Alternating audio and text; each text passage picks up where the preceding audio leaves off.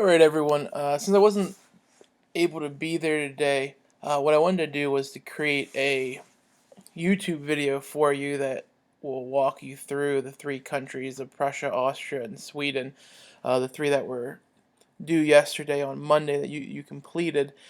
For the test, all the information for any questions on these three countries will come from the PowerPoint, so it's really based on how good of a job you did with the PowerPoint summary. So really, I don't want to take too long, to keep you on the video for too long. So let me get started, and I will highlight for you some of the things to know about each of these three countries, and we'll start with the country of Sweden first.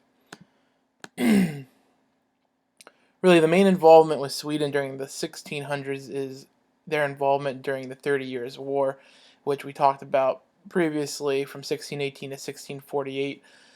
During this war, the Spanish Habsburgs and the Holy Roman Empire, they were working together to help suppress Protestantism within Europe. There are four phases of the 30 Years' War, and the Swedes will be involved in two of them.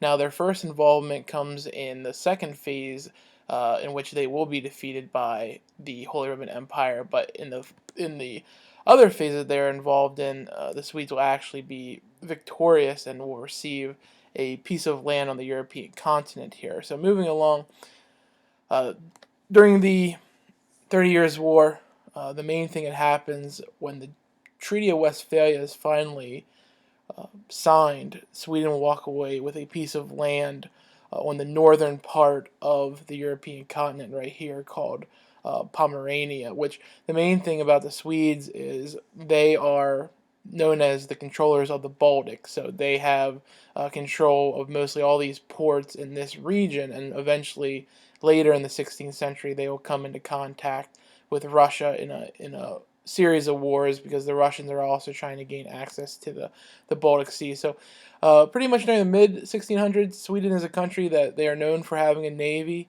and will eventually, though, kind of decay by the end of the 16th century due to their loss to the Russians in the Great Northern War. Now, because they have access to the Baltic Sea, there is always some kind of competition going on between the Swedes and other countries.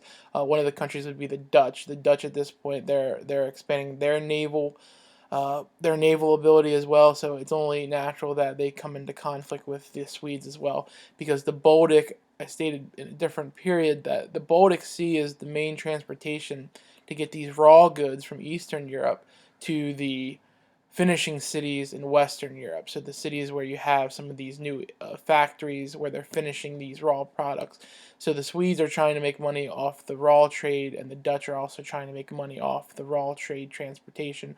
And they as well have conflict with the Dutch. There's no major war fought between the Swedes and the Dutch, but it just comes down to it's competition between these two countries here.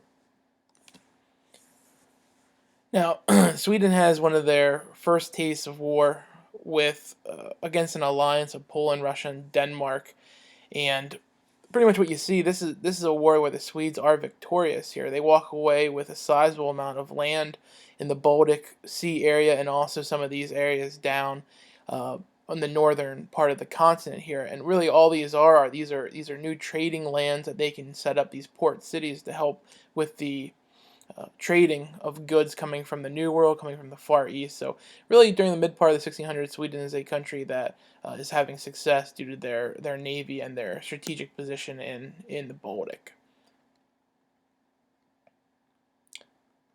Now, unfortunately, what begins happening as a country like Russia comes into their standing, and someone like Peter the Great and Ivan the Great and Ivan the Terrible, all three of these men, they all had the same ambition of westernizing Russia.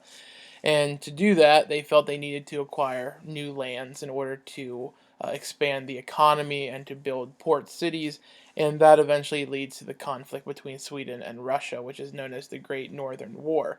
Now, in this war, Sweden will not be successful. They will be defeated by three countries again: Denmark, Poland, and Russia, who will fight the Swedes.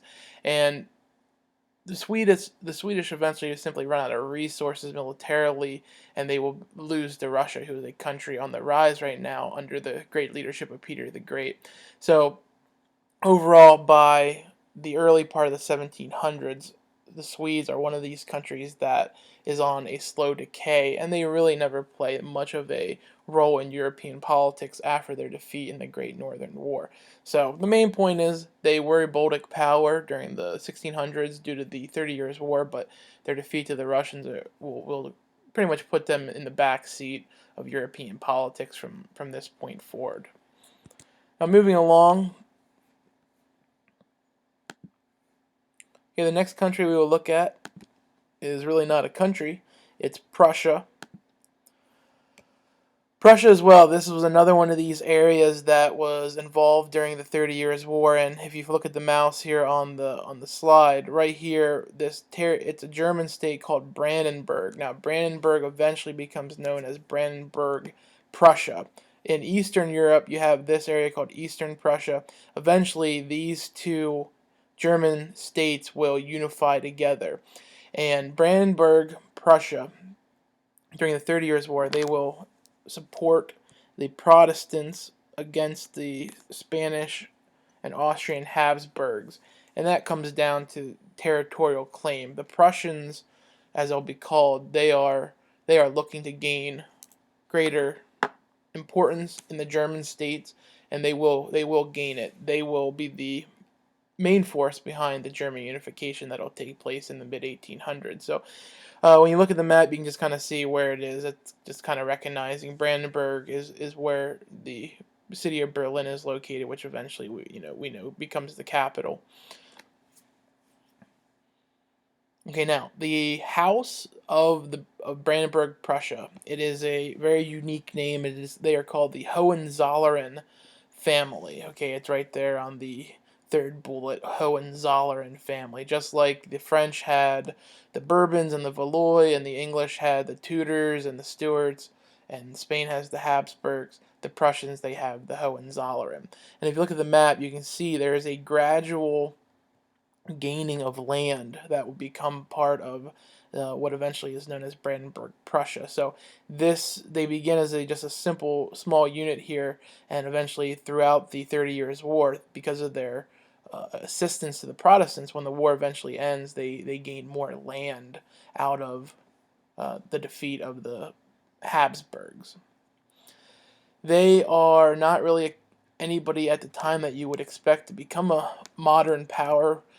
The main thing is they were really known for their military, but they didn't really have a great economy at the time, and you need a strong economy in order to have a strong military. So they will be gradually starting to gain power, and they're sort of they're like a Cinderella story, because they really are going to become one of the most powerful German states in Europe and eventually lead the German unification. Now, they did have a leader. His name was Frederick William. He's known as the Great Elector. And the Hohenzollern family, they will kind of support this idea of unification of Germany. And it takes time. Okay, we're close to 200 years away from that event, but the main thing is, due to their involvement in the 30 Years' War, they also begin to acquire more and more land. Now, religious toleration was part of the Prussian culture.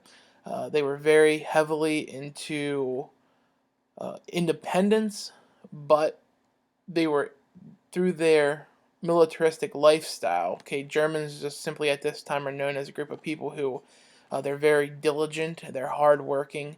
So through those personal characteristics, the Germans will begin working to improve the economy of Prussia.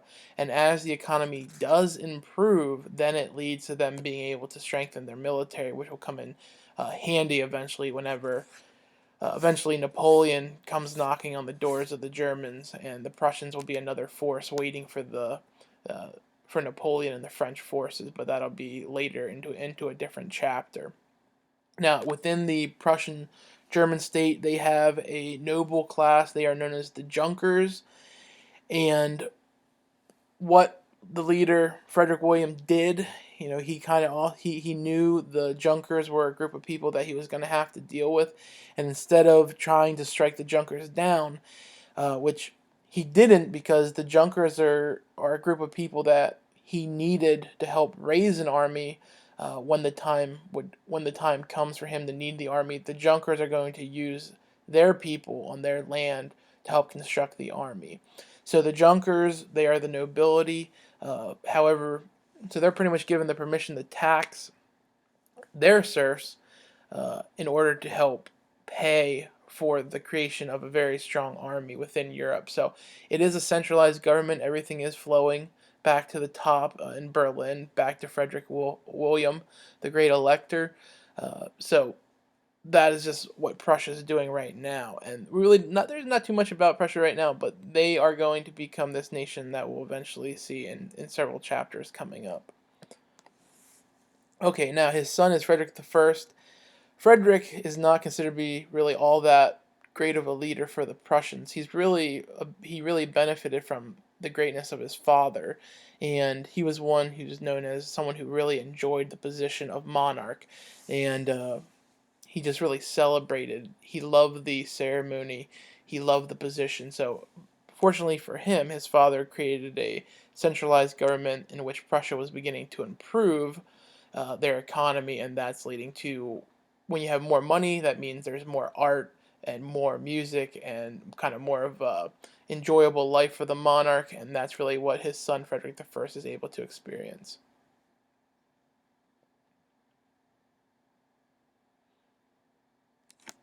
Okay, now war with Prussia. As stated, they were involved with the 30 Years' War. Some of the other ones, there is the war where Louis XIV is knocking on the door of the Rhineland, which is in western Germany. They will defend the Rhineland against the French, and also they will come to the aid of the Dutch and the English during the War of Spanish Succession, when Louis XIV is trying to take lands in the name of his grandson Philip V. So both of these are going to turn out to be successes for the Prussians, and really, you really, it just starts building this military tradition that will just keep moving throughout the 17th, 18th, into the 19th century, when unification eventually occurs.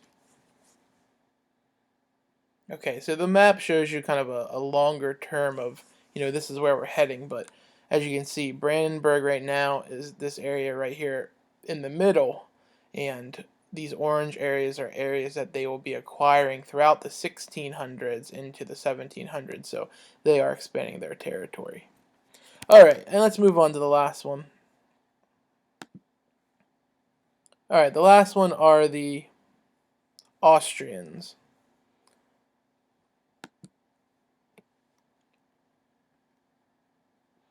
Alright, first of all, Austria, they are a divided country. Half of the country is part of the Holy Roman Empire, the other half is not within the Holy Roman Empire. The biggest concern for this part of Europe, and the Austrians are no different, is that they have a humongous amount of diversity within their empire. And just some of the groups that I have on here: Germans, Hungarians, Czechs, Croats, Italians, Serbs, Romanians, and others. The problem is, when you have so many different ethnicities, it's very hard to support national unity, and that'll be one of the problems that the Austrians will have throughout the rest of their history, throughout the 1700s into the 1800s. Eventually their empire is going to break apart, and you have the formation of two new countries, but that's way down the line.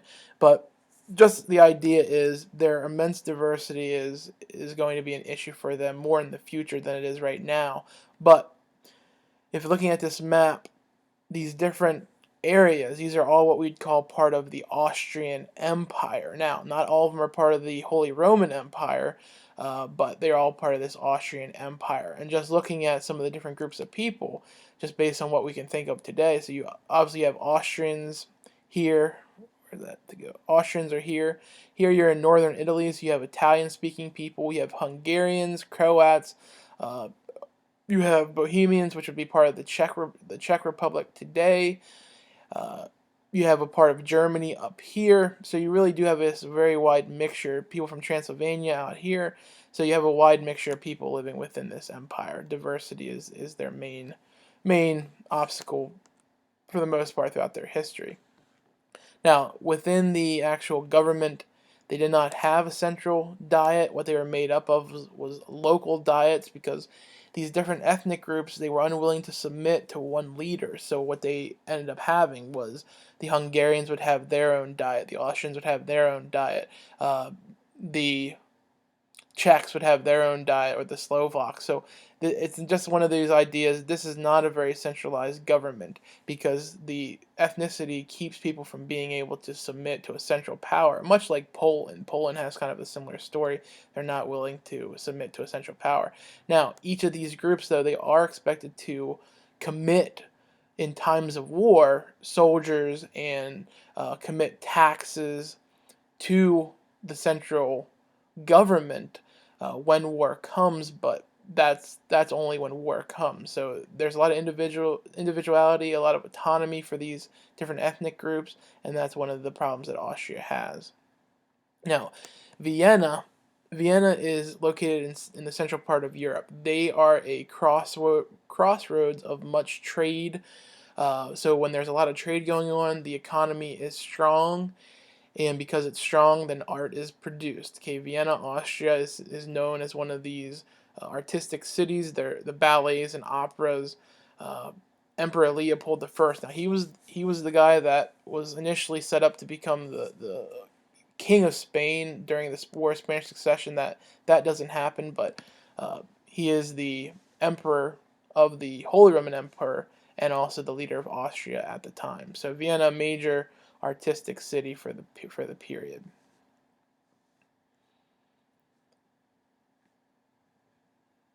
Okay, so there's a picture of Leopold just kind of showing, but like I just said, he was the subject of the Spanish War of Succession. He doesn't achieve the throne, but he is the leader of the Holy Roman Empire and the Austrian state. Now, probably one of the biggest events that takes place for Austria is the invasion of the Turks for the city of Vienna in 1683. This is a depiction of this battle. Now, there's three groups that are involved. The Austrians, who are defending Vienna, the Turks, who are attacking, and then the savior of the situation are the Polish. The Polish under King John Sobieski. They will come down and save the Austrians from the capture of the Turks, and that's really one of those polarizing moments where the Turks begin to retreat back into southeastern Europe.